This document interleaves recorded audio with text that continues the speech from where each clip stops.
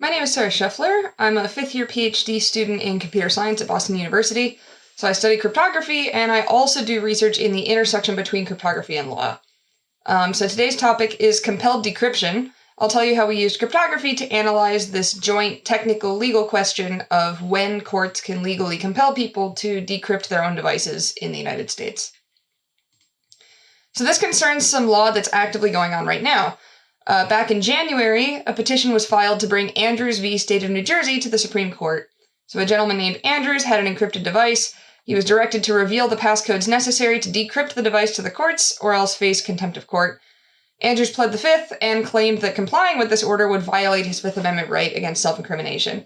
And the Supreme Court is currently deciding whether or not to take the case. The most recent development as of this video was on April 2nd when the State of New Jersey filed its brief. This case is not unique. There are a whole host of these cases in lower courts, and their decisions are all over the place. Most of these actually ask a slightly different question, which is whether you can be forced to enter your password or just to provide the decrypted contents of the device, rather than revealing the passcode itself. So today I'm going to describe how we use cryptography to investigate what the law says about these kinds of compelled actions. I'll bring this into context with the rest of the crypto wars, and I'll also describe how to build systems that do not leave one vulnerable to future compelled requests of this sort. So to do this, I'll have to give a little bit of background on the Fifth Amendment of the US Constitution and the definition of testimony. So in the US, the Fifth Amendment includes the privilege against self-incrimination. But this privilege is not complete. It only covers certain kinds of actions. One of the restrictions is that it only covers actions that are testimonial, which has a specific definition. Essentially, testimonial actions are those that reveal the contents of your own mind, and this can take a couple different forms. The first and most obvious way that this might happen is if the output of the action directly reveals the contents of your mind. So if you're forced to say how you committed a crime or to write it down, that's pure testimony, and that's almost always covered by the Fifth Amendment. But additionally, an action can also be protected even if the output isn't testimonial, but it's possible to infer something about your beliefs based on how you perform the action. So for instance, suppose the government subpoenas you to produce a gun if you have one. Your response to the subpoena will implicitly testify as to whether or not you have a gun, and that implicit testimony is still protected under the Fifth Amendment.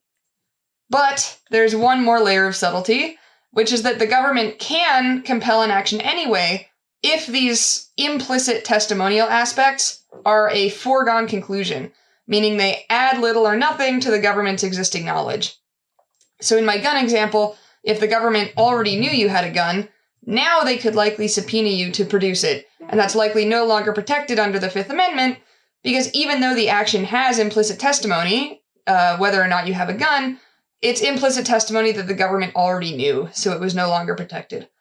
This originated in forcing people to comply with subpoenas for paper documents that the government already knew about. And the key insight of this work is that this foregone conclusion idea dovetails very nicely with the cryptographic notion of simulation.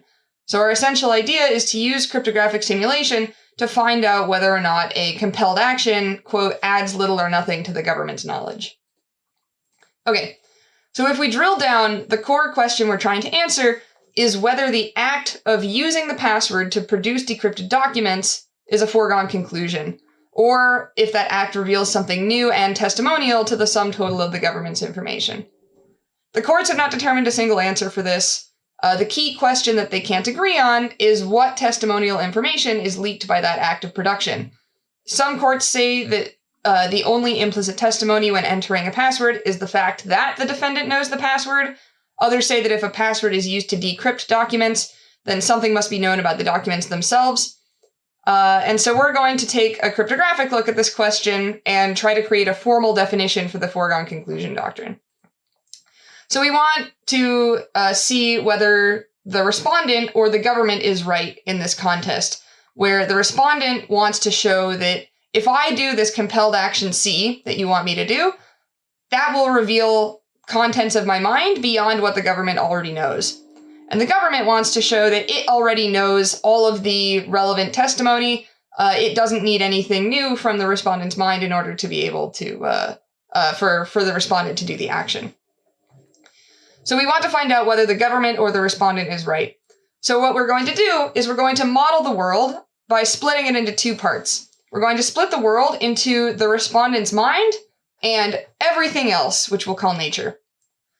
If the government is right that the act of production did not rely on the contents of the respondent's mind, the idea is that they ought to be able to build a simulator that will simulate the compelled action using everything in the world except the contents of the respondent's mind.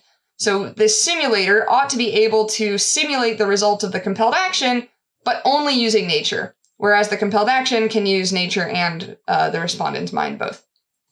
So here's the definition. If the simulator is able to produce a result computationally indistinguishable from the compelled action, then we say the result is a foregone conclusion. But there's a problem here. The government might not know in advance whether a certain document exists, right? Maybe the respondent has a gun, maybe she doesn't. So if the government doesn't know which, then the simulation actually has to work for all settings of the world, so the respondent's mind and nature, that they don't know to be false. So, right, this has to hold for all settings of R and N that are allowed by the evidence. So if the government does know that the respondent have a gun, then the simulator doesn't need to work in a world where the respondent doesn't have one. And so we have this evidence that is the sum total of the government's information, and that restricts the for all quantifier on the world states that the simulator must be able to simulate the result of the compelled action. Okay, so here's the whole definition all on one slide. Okay, so the next question is, how does this, what does this say about compelled decryption? So the scenario here is that there's a phone or a laptop in nature at a known location, encrypted using a password that is held only in the respondent's mind and nowhere else. So in this model, we find that decryption is generally not compellable, basically because the decryption cannot be simulated. Like no matter what strategy the government chooses here, there will always be a world state of R and N where the simulator won't match the results. And similar reasoning applies to other similar types of cryptographic operations, opening a commitment, pre-images to hash images, that sort of thing. But all of this assumes that there's no sort of help. There's no auxiliary information for the government. If there were something, some sort of extra help, many times this would allow decryption. So if the result is accessible in some way without using the respondent's mind, that does allow compelled decryption. So this might be as simple as someone else knowing the password, or somebody knowing details about the produced documents themselves. But oftentimes the ability to access information without a password is actually a property we put into our systems on purpose, right? The security community has been trying for years to get away from passwords for many good reasons, but it does seem like there's really something special about passwords, or just something held in the mind and nowhere else, against this threat. So using something like an HSM or a biometric probably bolsters security overall, but it leaves one more vulnerable to this specific threat. And also, I just want to dwell on this for a second. So if you aren't aware, in a different area of the crypto wars, there have been proposals for these law enforcement exceptional access ideas. So this would involve law enforcement or Apple holding some kind of key that would allow decryption of a phone if it's in law enforcement's possession or some variance thereof.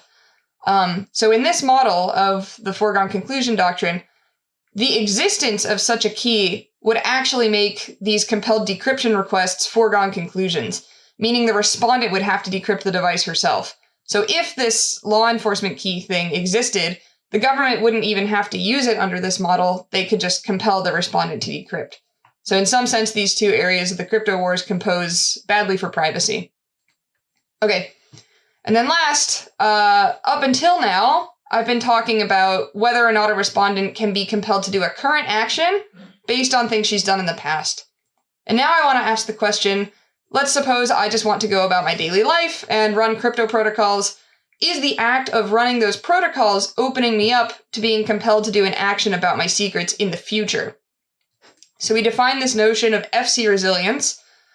Informally, we say that a protocol is FC resilient for a specific party if it does not create any new possible compelled actions for that party that were not already compellable before running the protocol. So if that's the case, then I can, safely run my protocol and know that it's not opening me up to being compelled to reveal something new after running the protocol. Like, I'm as vulnerable as I was before and after running the protocol.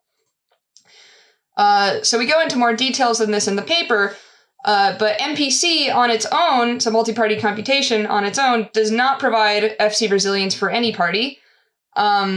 So we built a two-party computation construction based on garbled circuits that achieves FC resilience for the garbler that only has constant overhead over the original circuit. So the general idea of this is that the garbler will actually garble her own wire labels. So normally she would just sort of, keep her own wire labels for whatever her input is. She'll actually self-garble whatever that table is using her password, so that she sort of forgets the mapping of labels to values. Later, when she gets her input, she ungarbles this table, picks whichever labels she needs to keep, deletes the other ones, and then sends those to the evaluator. And finally, the evaluator computes the garbled circuit as normal. And then at the end, rather than just getting the output, we instead get the masked output that's been masked with another function of the password, so that the garbler must enter her password to read the output, so she can then read it and immediately delete it, keeping the answer only in her mind. So we go into a lot more details in the paper. So I hope you enjoyed this joint technical legal analysis of compelled decryption. We're always open to feedback and questions, so please feel free to send me an email. My email is on the screen, and the link to the paper is also on the screen. Thanks.